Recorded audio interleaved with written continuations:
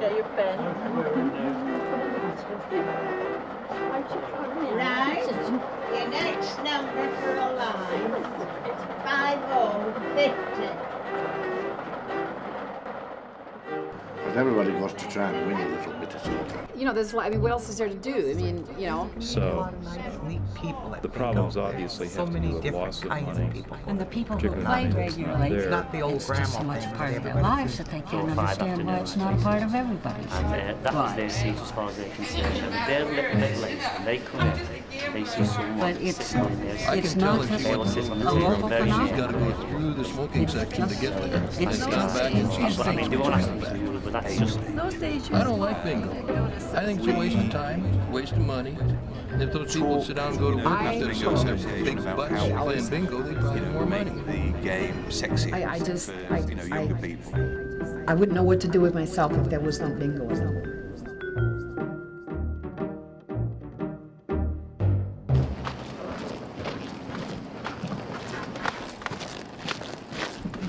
Originally, it was paid in a lot of farming communities, like at the Grangers and stuff, and they would cover the numbers with beans, and they called it Beano. And then one day, somebody got all excited and said, bingo! And somehow or other, it caught on, and it was bingo after that. It wasn't Beano anymore. I don't know, that was the thing I read about bingo.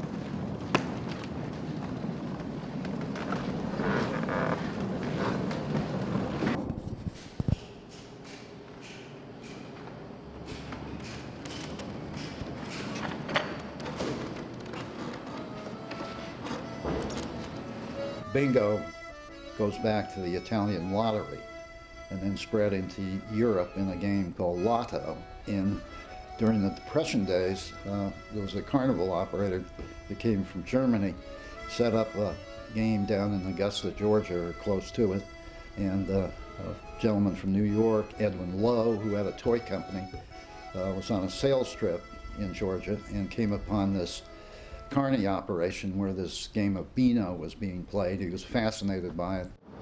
I believe the story goes that there was a game called Beano, and he was watching it one day, and a woman got very excited and she yelled out bingo instead of Beano.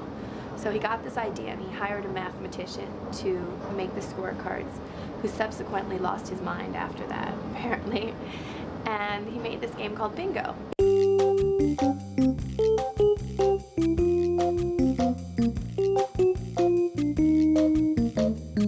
They're pretty finicky about them, about color and type. These are just ordinary ink. These are a fluorescent type ink. A little more expensive, but there's a lot of people that want that as opposed to just a plain black color. I've been working the game for 36 years, and in all that time, I've got players here that were here before I started working here, and they still come.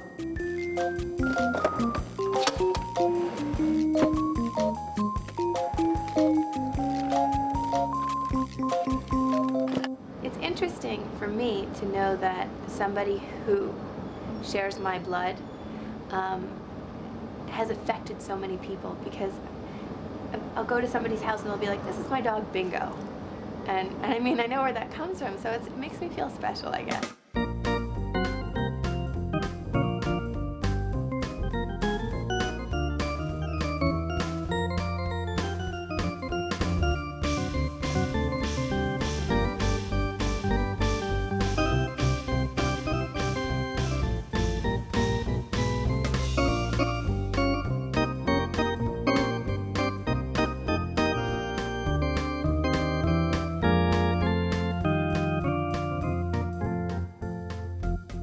The doors don't open until 5 o'clock, and believe me, at 10 to 5, there's probably 10 people out there waiting for the doors to open, which is very early because we don't even start selling tickets until 5:45, and the first game is 6:45. And they don't like to stand in line any longer than they have to, so I do everything I can to keep that down to a minimum.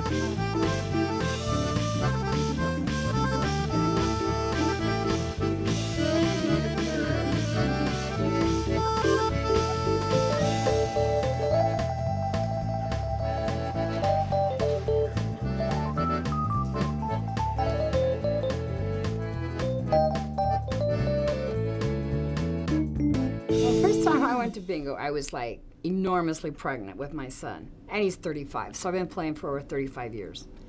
And and they played this blackout, and I was like this huge pregnant woman. And in those days, when you got on for a blackout, you stood up.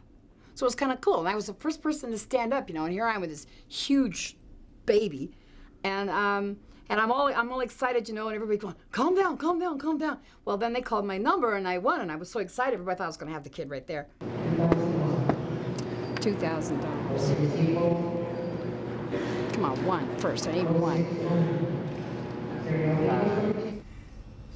Oh, I heard a funny joke. When you're getting to be middle age, when you're too old for karaoke bars and too young for bingo. I have some very well-defined ideas of why people play bingo. Okay. One of the reasons is it's a very light social interaction because you can go and you meet people and you get to know them, but they don't become like bosom buddies and know all the dirt in your life. So it's somebody you can say hi to. Sorry. What's the matter with Ronnie? What's the matter with Ronnie? 70.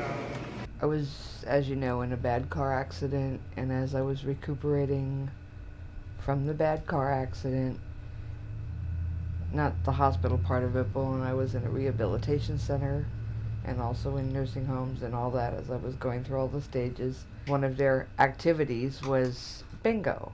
Well, I think I play a lot of bingo because, particularly living alone, 2 birds, a cat, and a fish aren't a hell of a lot of company. And now here's one of the bingo halls we play at. It's right here. As you can see, right. It didn't take long, about 5 minutes actually. It's about 3 miles from my house. And this is the athletic round table bingo. 74, 74. Every Tuesday night, there was a massive influx of people. And I really didn't understand it. I did not understand what all these cars were doing there. So I decided just to go in this fire hall one night and see what was going on. And I was astonished by what I saw.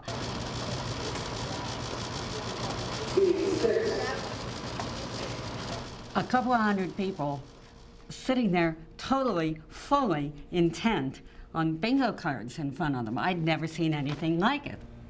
Now, I study aging, and I study intellectual aspects of aging, cognitive aging. And I realized for the first time that there was something more going on here than just this common notion of what bingo is, that there were true mental activities going on here.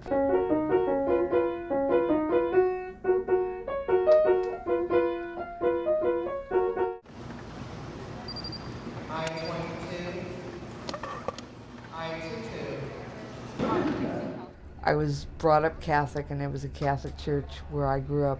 And I remember my mom taking me to a few bingo games, and that was when bingo games were these little hard boards, and you had little beans or chips, and whenever they call a number, you put the little chip on the number. We're playing 10 strips across, which is actually amounts to 30 squares.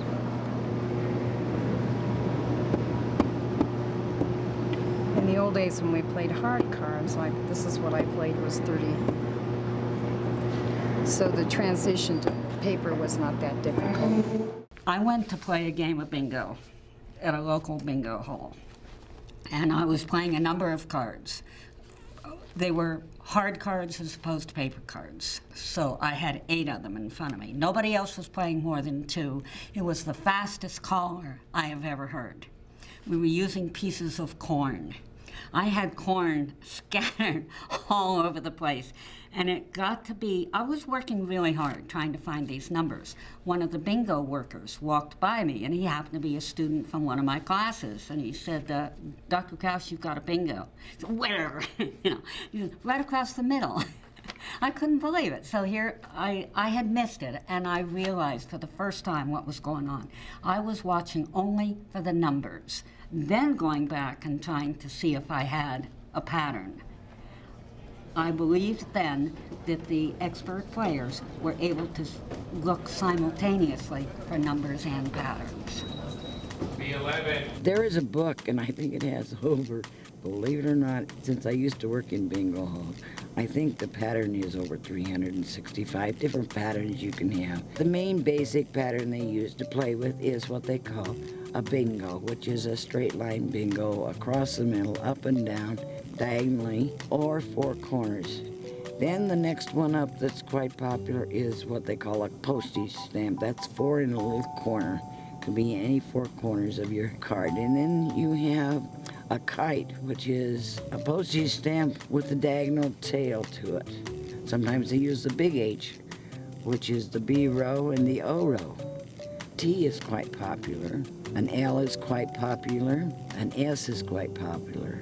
The numbers will be 1 to 15 under B, 16 to 30 under I, 31 to 45 under N, 46 to 60 under G, and 61 to 75 under O. That's where you'll find your numbers when you're playing bingo. Now just think about what they're doing. They are using their vision, they're using their hearing while they're doing all this. They're looking at a distance, they're looking close. They are paying attention to some extent to the people around them. They may be eating, they may be drinking coffee or cola, or they may be smoking. They're doing all of these things simultaneously, all routine, while this mental business with bingo is going on. One of the things we did in one of the studies was during the very last game that people were playing, the students who were working with me just moved quietly among the tables and put a purple dot using one of the daubers in the upper left-hand corner of one card. And as after that game, as they were now used to doing, they folded everything all up, put it in the folder, and took out the next piece of paper, which was a bingo card with no numbers on it. And we asked them to put in that box as many numbers as they could remember from the upper left-hand card of the last game they had played. And some of them could do it. It was so amazing. One woman missed none of them. Now, she had been playing with 12 cards, so presumably she could have done this for any of the 12. And I asked her, how did you do this? Did you intentionally memorize these numbers? She said, no, of course not. Well, how did you do it? She said, well, I'm making up the number, but here's the 17. I hate that number, so of course I'm going to remember where that is. She had a very idiosyncratic reason for being able to remember every single number. Now that's extraordinary. But we've noticed in our travels over the country that where we used to go through all these towns, there wasn't a sign of anything going on. Now we go through there and big sign on the highway says bingo, every blah, blah, blah, and every blah, blah, blah, starting at and quitting at, you know. And it's gotten so that those things are more prevalent. You can't travel anymore without seeing at least one bingo sign somewhere. In the days when I was quite young, I never even heard of bingo until the carnival would come around. Then here's that open-sided tent with all the hard tables and the benches sitting around there, and they're playing bingo. Right there, right there. I need 1 B, 1 G, 2 O's, and all the ends.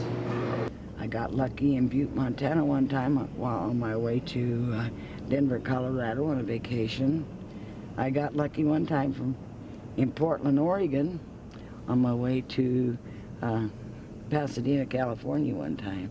So I break up my trips playing bingo. I enjoy my bingo. Particularly around here, what used to be, when I first played bingo was in a church on Sunday at night. After church, why, they had an evening bingo. That was once a week. Now, bingo is literally here in Seattle and the general Washington area is any night of the week, period. If I'm going to stay in town, I try and get stopped by 5:30 or 6, so that as soon as I get a motel, I go and say, where's the nearest bingo place? And then I end up going and playing bingo in different strange towns. Bingo is like the clarion call of the wild. Bingo, bingo. So you just go trotting off and you say, wouldn't you be any groceries? Yeah, I left them in the car. I'll have to rush out and get them. And half an hour later, you come back and they're going, Why did it take you half an hour to get the groceries out of the car? Well, they don't know that you went to the store and got the groceries you're supposed to get in the first place. That took you 3 hours that you didn't get, you know. Well, I get in there and try to concentrate on my cards, and here's two people. Big social club, and I don't like it. But then, that's my prerogative. I don't have to like it. So I leave. In my one-time experience with bingo, it didn't seem very social to me. In fact, I saw several women who, if interrupted with an innocent question about how do you do something, were very irritated and did not want to be distracted from daubing their squares.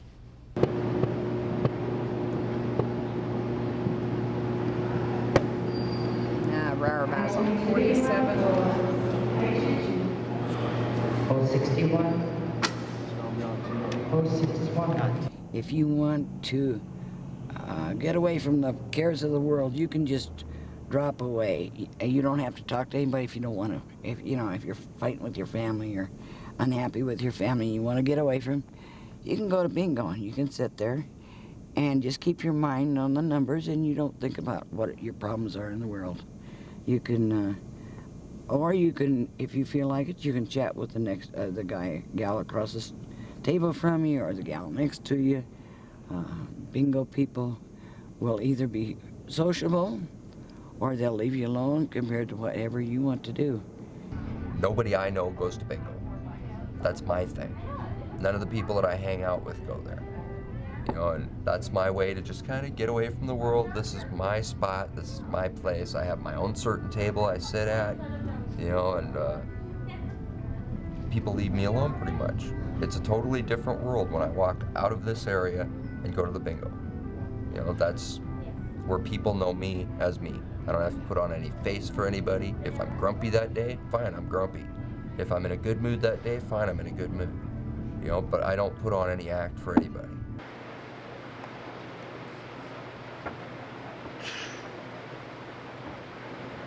Come on, cards, get to work. I was on welfare myself for about 4.5 years, and living on $339 a month is very, very difficult. I didn't have a choice. I had just gotten sober, and the state literally put me on welfare. They sent me to a doctor, and he told me that there was no way I could work. But I'd go in there with as much money as I could afford to go in there with and just pray that I was going to win. You know, anything extra was like just awesome. You know, when you're living on $339 a month for a long period of time, that's all you got. You spend a good portion of your time sitting at home watching TV, and that's pretty boring. So what do you think the reason most of these people keep coming back for so many years is? Well, because they like what's going on here and the way we treat them, I think, and that has a lot to do with it. The amount of money that I've got up there for grabs, the top pyramid right now is $8,000 in 41 calls, which is not out of the question. I've seen that hit in 36, 37, 38 calls time and time again. So they know there's a shot at 8,000. You only have to win once, and you're hooked. You just have to have a bingo winning one time, meet a need, and you're hooked. Some people have to quit smoking. I was going to quit, and then I said, no, I'm not going to quit because I'm going to go play bingo 7 days or 6 days. So no sense of quitting then. But addiction comes up from time to time because it's the only thing that captures the newspaper attention. I mean, the normal activity of thousands and thousands of bingo players is not much interest to the New York Times, Time Magazine, but when you get a priest with his hand in the pot, then it makes news. The big thing is the rush. And when you get on, where you only need one number, and you only need one number for $100, $200, $500, $50, $20, you need one number, you get a rush. And I think that it's the rush that hooks people in. You know, they win a little bit, yeah, but it's the rush. That feeling that you get, that you're on, you're gonna get, you know, if they'll just call 16, if they'll just call 16, you get this rush. And that's what hooks people into bingo. And your mind goes over all the things you could do with this Oh money. yeah, I mean, that money's spent. That money is spent, you know. The problems obviously have to do with loss of money, particularly money that's not there. There's so many people in there that are on welfare and stuff, you know, that are on limited incomes. And it's like the first week of the month, you don't really want to go during the evening session. The places are just packed. The last week of the month, man, the bingo halls are empty. That's the time to be playing. People that really shouldn't be spending the money are spending it, you know. They need money for other stuff, but they're gambling, and that's, you know, there's a board. I mean, I think there are people that should play and people that shouldn't play. I mean, you know, the kids at home with no food or no clothes for school and stuff like that, and their mommies, daddies, whatever, are out gambling. Bingo has been so saturated in our social environment.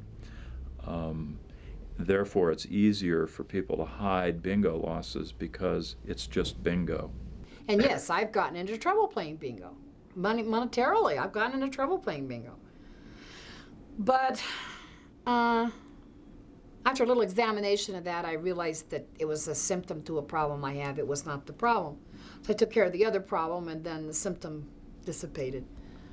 I don't have to go play bingo, but I don't really have anything else to do. Oh, honey, why do you go down to Fayetteville for the bingo?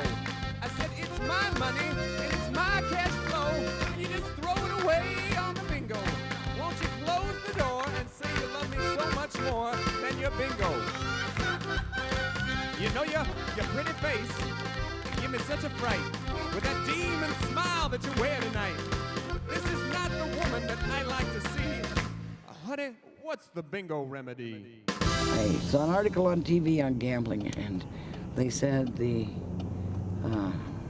gambling, a lot of women do gambling, and they were talking about the gambling, the slot machine gambling, how these women are addicted to it. They either have too much time on their hands and they're bored and they don't know what to do with them, so they'll go down and they'll get hypnotized by the lights flashing or the wheels turning, and you can do the same thing at bingo. Signs that people need to pay attention to are amount of time spent involved in bingo. Like every day of the week, Yeah. you know, from 10 o'clock in the morning until 2 o'clock in the morning, you can find a game, 7 days a week, which is a good thing. Amount of time per bingo event. No, we've played, how about 14 hours? Because Yeah. we leave here about 10 o'clock in the morning and get home 1 or 2 o'clock in the morning. Number of cards the person is playing bingo on. Put it back. Did nothing. The amount of money that they're using to play bingo.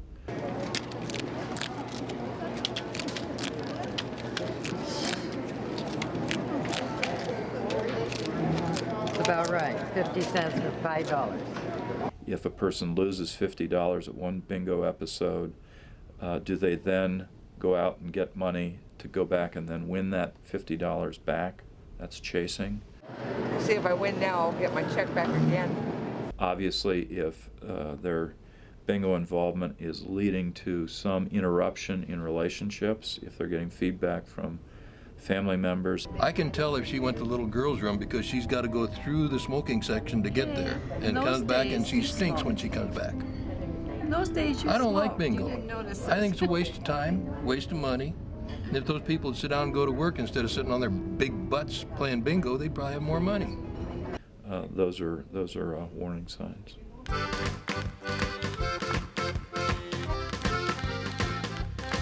I said N31 and O69. Don't you G-O, little angel, away from this heart of mine.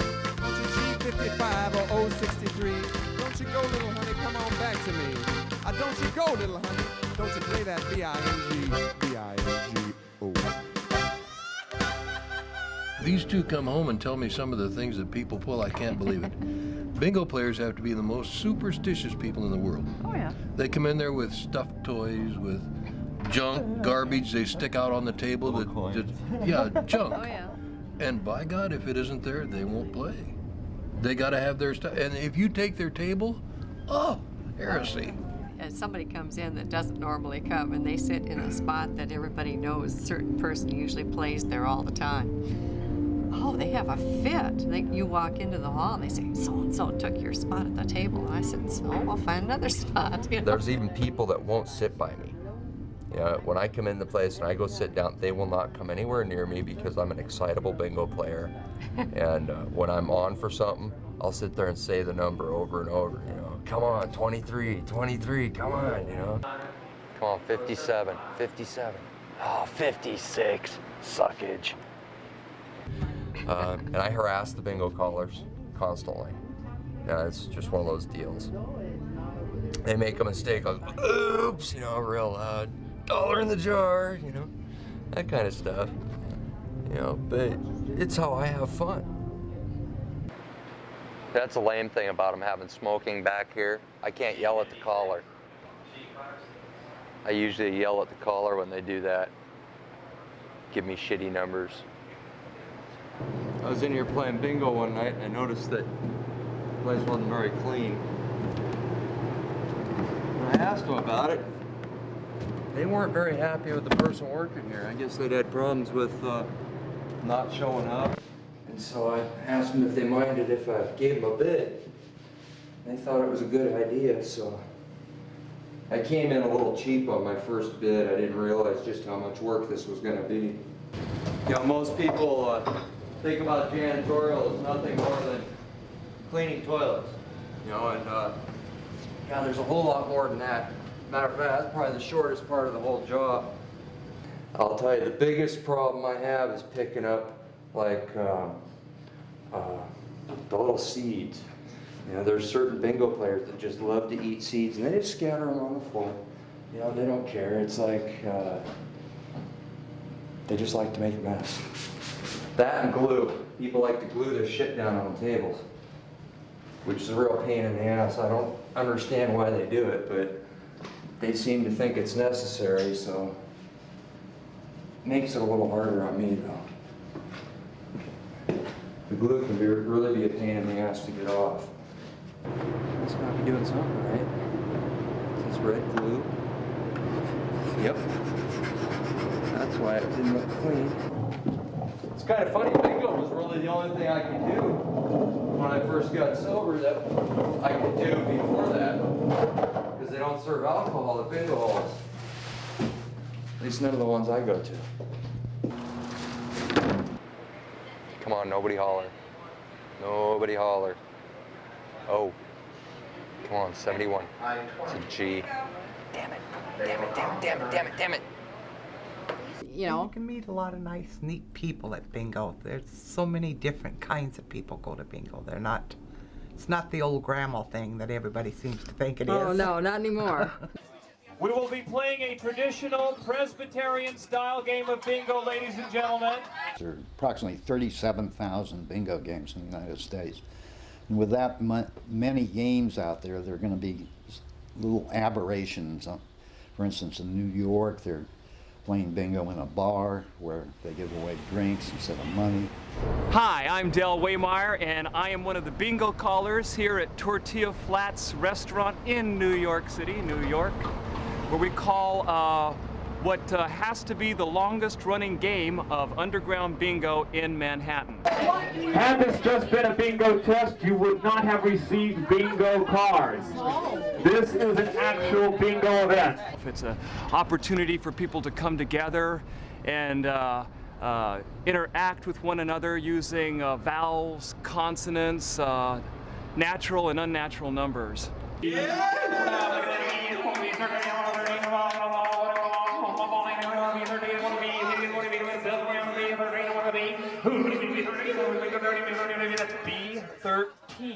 There may be opportunities for certainly nonprofits. If a gay community has a legitimate nonprofit license, they can run bingo. Here we go. Please repeat after me. I promise to remember that this is only bingo. I promise to remember that we are here to raise money for Chicken Soup Brigade and its services to people living with AIDS. Reach forward and grab the person's shoulders next to you and massage lightly. I promise to remember not to get tense. I promise to remember it's only a stupid game and we're here to have fun. Let's play bingo!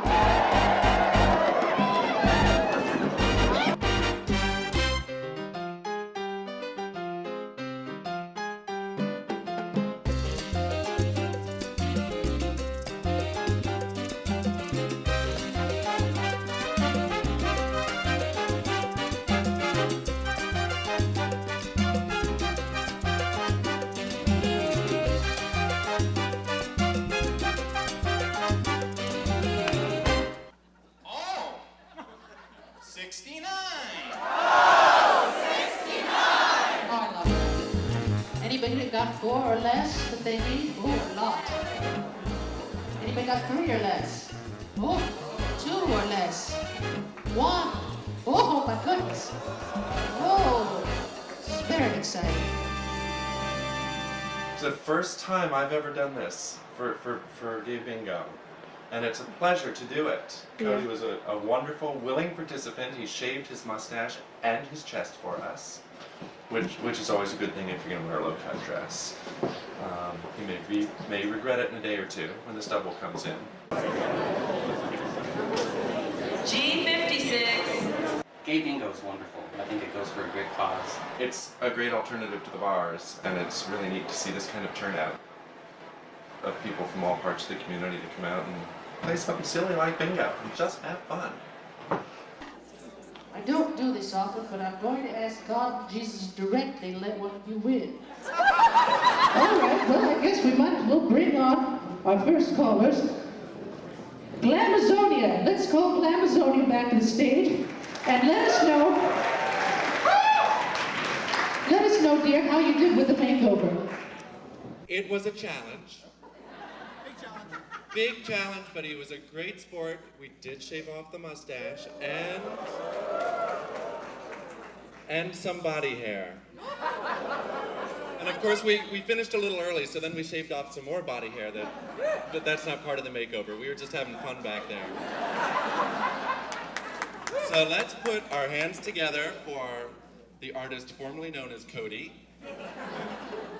and introduce my new drag daughter, Babyzonia.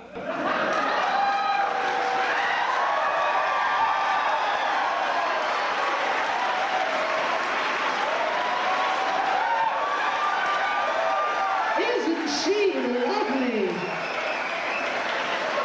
Isn't she wonderful?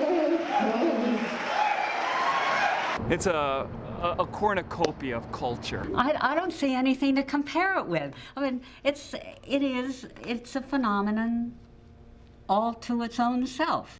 It was either Hawaii, which we decided no. It was a couple of other places we decided no. We like bingo, so let's go to bingoing on the cruise.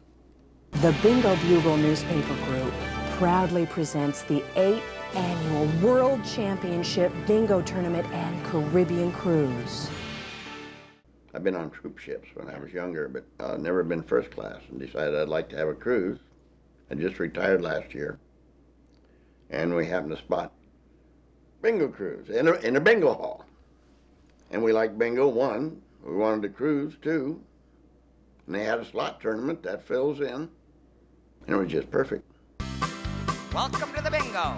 Get your daubers out, eyes down. Here we go. Well, last night I went to the bingo. I played double block, top hat, and Little Joe. And the more games that I played, well, the longer that I stayed. Now tonight I'm gonna give it another go.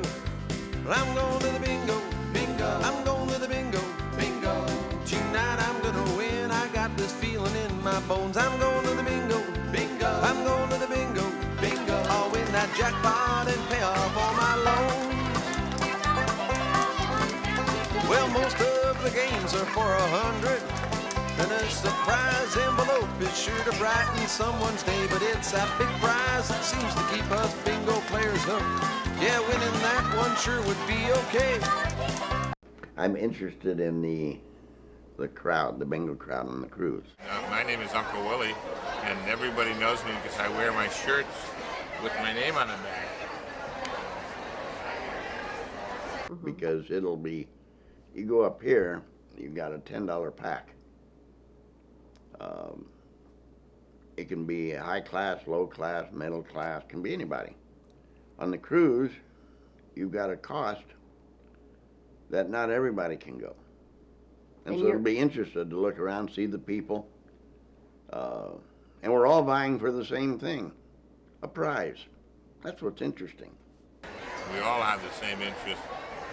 We know that we're serious bingo players, and we love bingo, and we get that great surge when you say, next ball's mine. When you yell those 5 little words, 5 little letters, B-I-N-G-O. You get a rush, I tell you, it's like an orgasm. Oh, 6-8, now here we go. I don't believe it. You know, bingo's even easier than checkers. You just watch your cards and hope to have some luck. And tonight I'll have my fingers crossed so hard it's gonna hurt, 'cause the grand prize is $7,000. And it has food. Oh, does it have food? I'm going to the bingo, bingo. I'm going to the bingo, bingo. Tonight I'm gonna win. I got this feeling in my bones. I'm going to the bingo, bingo. I'm going to the bingo, bingo. I'll win that jackpot and pay off all my loans.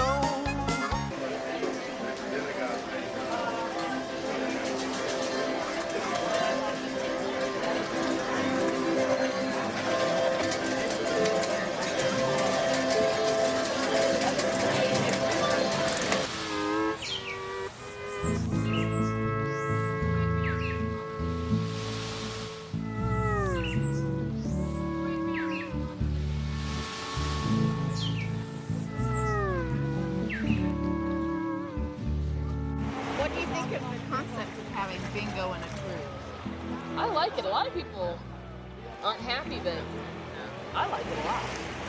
Why aren't they happy? Because there's not enough bingo. Yeah, they think there should be more of it. They feel that there should be more games of bingo being played through each day. We did not all know each other before we got here, but we just sort of all magnetized and met, and we've been together ever since. And we'll go play bingo when we get home together. Yep. We're going to keep up the friendship. That's what the cruise has done for us. I've been going through a real dry spell. I did very well last October, November, December. I did wonderful. All right, game number 2 this morning is a Crazy L. Crazy L. First number's on the line.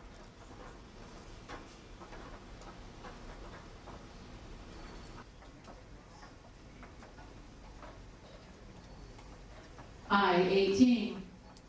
I-18. G47. G47. It takes a lot of your spare time. I mean, when you're by yourself, well, you know, whatever else you have to do, you've got to have something to do. And we enjoy bingo. We love it. And a lot of our friends go that are even, we have a girlfriend that goes and she's 93. So it keeps your mind active.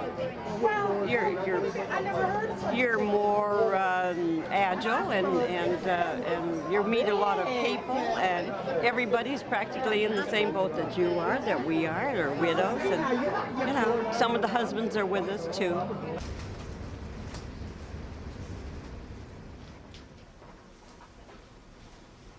And 42. And 4-2. Bingo has become a social event, and it's like our family. And the family grows, and they're always there for you. Yeah, I agree. That's true, Always. yeah. Bingo's a big deal. I never thought bingo was such a big deal until I started working for bingo. I thought bingo was small time for old folks that had nothing else to do. Shoot, man. The 14B14. Bingo on 14. I wanted 63 on one board. I wanted 25. You know how long I've been waiting for 25? This is bingo. This is what happens, you know? It's a great place for them to go and associate with women their age. And there is no pressure. There's no dress code. Nobody cares what you wear. You know, nobody cares about that your kid's on dope and he was in jail last night. Nobody is going to judge you about your economic status. I mean, it's not a beauty contest. It's just people that are very in need of people, maybe. Or perhaps it is just all about the game. Line 29. 29. I need 25. He calls 29. But that's bingo. win some, and you lose quite a few. 29, Non-bingo players don't get bingo playing. They just don't get it. This is a police bell right there. That's a nice tone. But this is a cowbell, of course you know. That is a train whistle just for 22 only. When I see my numbers on the monitor, I will ting-a-ling. This is the one that my husband brought back from Detroit. I might do that. And then I just keep them up until I get them all. And then I may just pick them all up and just ring them. I-22. I-22.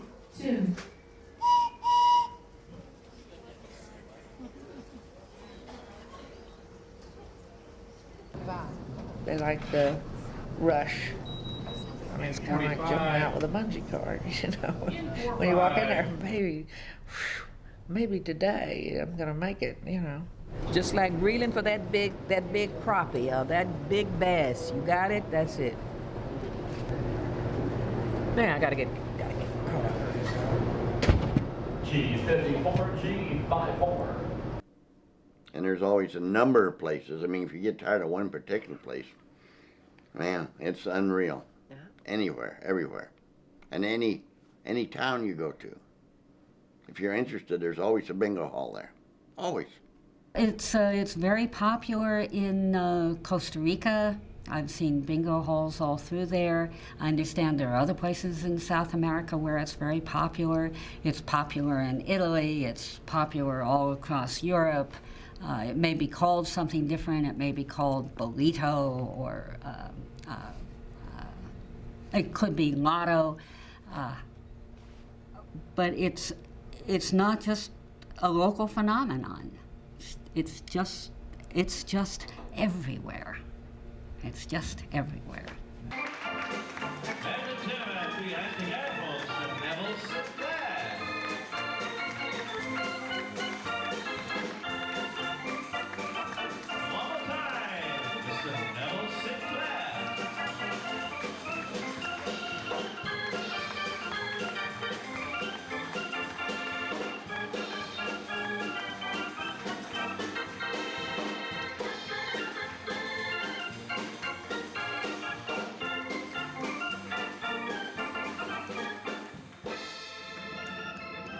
And before we start, will you put your names or room numbers on the back? Well, I just do the bingo and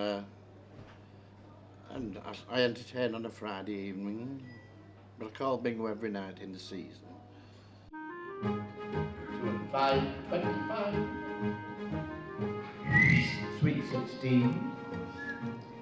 7 8. Well, they used to have different sayings like Dinky Doo, the two little ducks, Dinky Doo, you know, all the twos, Dinky Doo, and Maggie's Den, number 10, you know, Downing Street, number 10.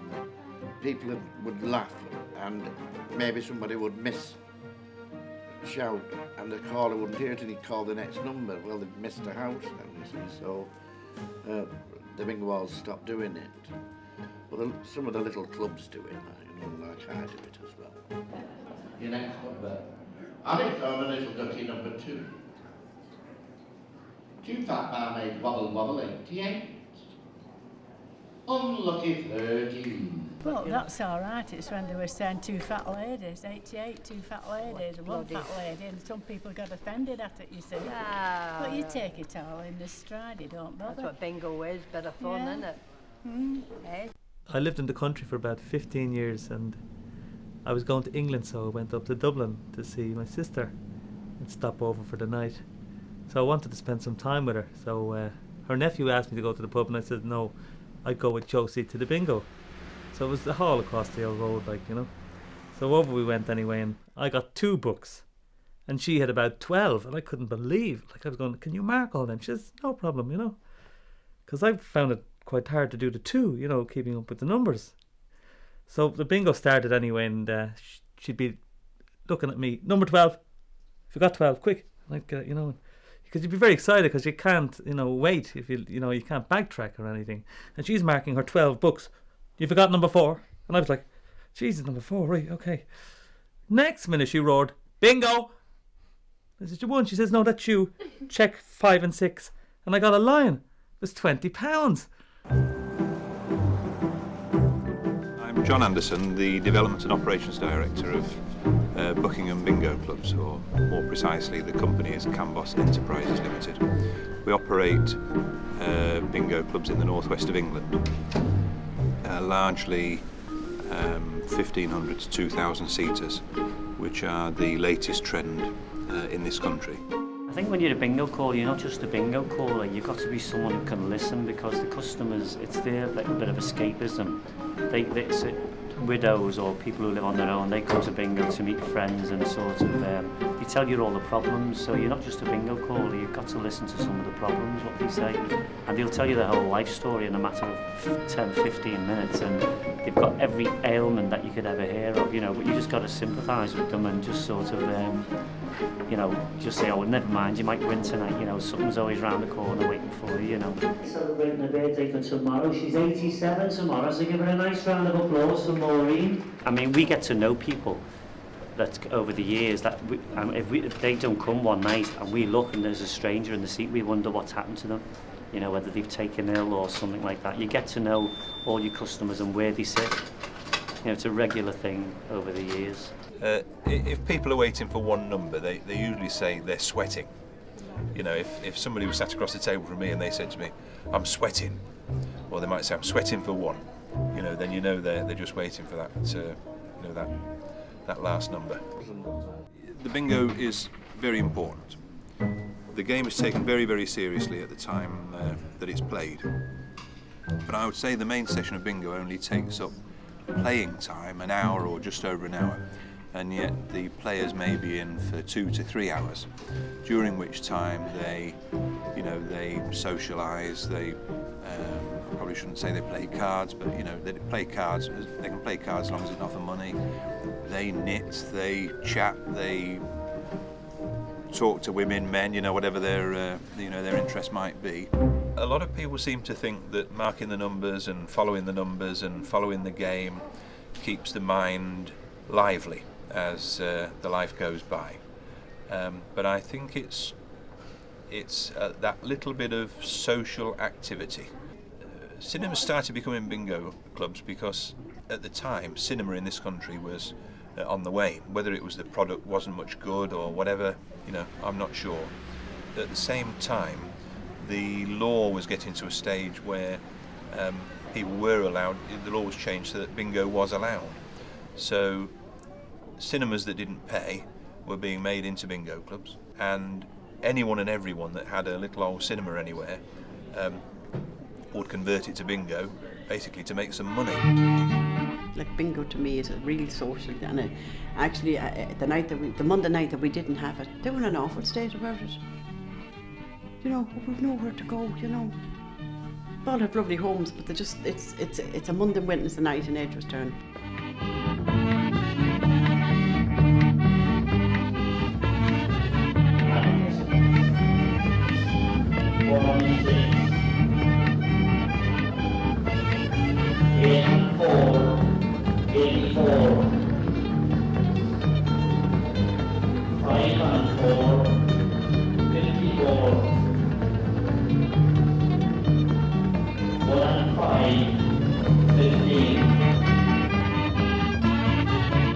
It's a night out for a lot of people that are very lonely. I found that you mix with a lot of people, you get to know. I would have never known the half of those people. Because you're here in your own house and you just go shopping and you come home. That's it, you know, and you just know the neighbours around. But we've got to know them as far away as Mullingar, Castle Pollard. You know, they come far, far away, you know. And oh, how are you? When they come in, you say, how are you, Maureen or Paddy or John or whatever, you know. And they come to the counter, some of them, for a chat, even if they buy nothing, you know, they come to me and have a chat. Tell me what happened during the day or whatever happened at home, you know. They'd be the strangest things. I mean, you get different things, rags rolled up and different things, but we don't know what they're for, whether they're good luck charms or things they want to discard, you know. But other than that, I wouldn't think, you know, they go in there to buy the books, hoping to win, they don't win, they throw them on the floor. That's exactly what they do.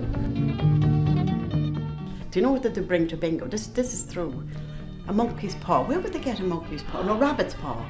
We've picked up rabbit's paws, medals. People bring them for to look, horseshoes. Well, if I tried to think of all the stupid things that we pick up there, for that's the luck charm thing, you know. These imagine rabbit's paws. Oh God.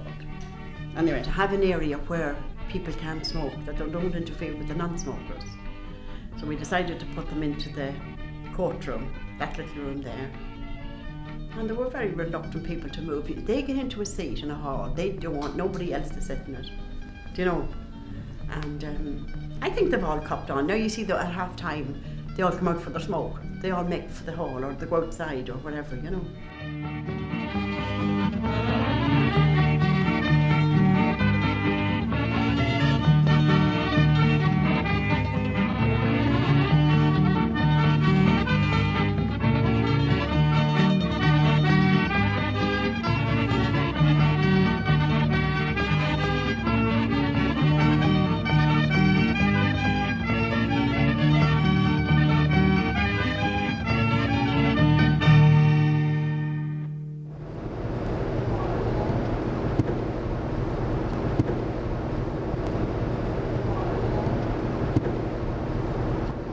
And 38, I'm on for that. You know what I'm on for, don't you? You know what I'm on for?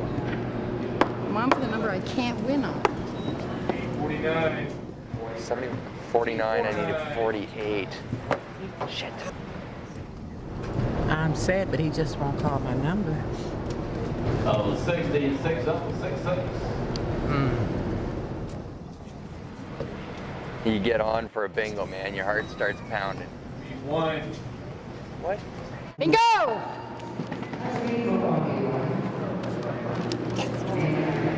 Sorry I didn't win. 20, 40, 60, 80, 100. Thank you. Come again. Now what'd you say? 73. And what?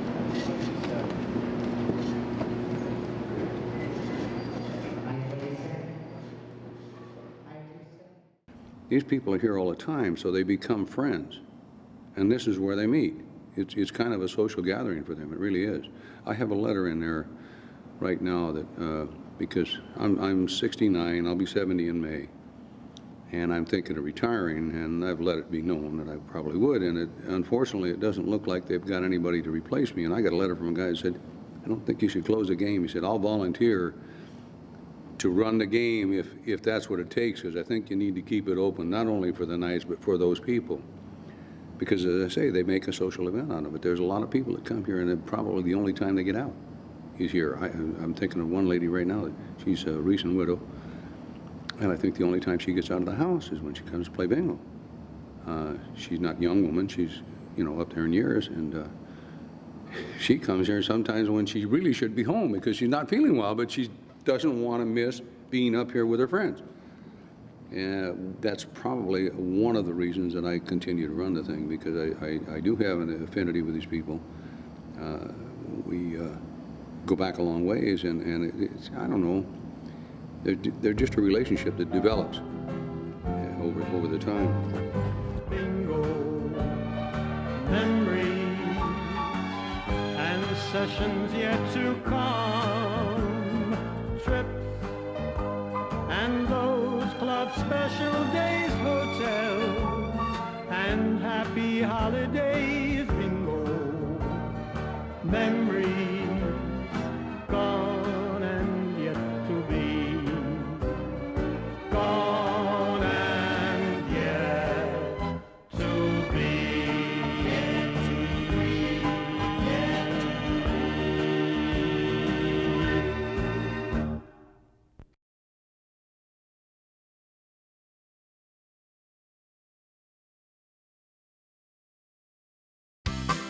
Welcome to the bingo. Get your daubers out, eyes down. Here we go. Well, last night I went to the bingo. I played double block, top hat, and Little Joe. And the more games that I played, well, the longer that I stayed. Now tonight I'm gonna give it another go. If a book that gives this whole system of how to wheel on certain numbers. We're gonna win the lotto. And we're gonna win it. See, all $10 million. And everybody buy a favorite catalog. We're gonna buy an RV and we're gone. That's it. Right. Well, most of the games are for 100, and a surprise envelope is sure to brighten someone's day. But it's that big prize that seems to keep us bingo players hooked. Yeah, winning that one sure would be okay. You know, bingo's even easier than checkers. You guys playing bingo? Yeah. How's it going so far? I'll have my fingers crossed so hard it's gonna hurt, 'cause the grand prize is $7,000. Well, I'm going to the bingo, bingo. I'm going to the bingo, bingo. Tonight I'm gonna win. I got this feeling in my bones. I'm going to the bingo, bingo. I'm going to the bingo, bingo. I'll win that jackpot. Something you have hanging That's the microphone. I thought it was a bloody stallion. In anticipation of winning this game. It's getting very close to a bingo. Under the eye, 25. All right, 25, great, great. That's great. I have an O in my hand. Under the O, clickety-click, 66. No, it'd be 5. I have a B in my hand now. B5, B5. B14. Ah, no, B5. I have another B in my hand. B5. As in billionaire, bank account, broke. Under the B again. B5. B5. Bingo! Bingo! Bingo! Does somebody want to get a hold of that man and hold him down? Hold him down? There's a man going crazy over there. Larry, can you escort that man out of here? Yeah, that's right. You get him right by the throat. Just pull him out the door. Pull him out. We can't have that in a bingo hall. No, sir. He's frothing all over the floor. Oh, mercy sakes alive. Tonight I'm gonna win. I got this feeling in my bones. I'm going to the bingo. Bingo. I'm going to the bingo. Bingo. I'll win that jackpot and pay off all my loans. Yeah, I'm going to the bingo. Bingo. I'm going to the bingo. Bingo. Tonight I'm gonna win. I got this feeling in my bones. I'm going to the bingo. Bingo. I'm going to the bingo. Bingo. I'll win that jackpot and pay off all my loans. It's a good bingo. Do we have any others? I just don't see how it can be anything but helpful cognitively. I better take it up.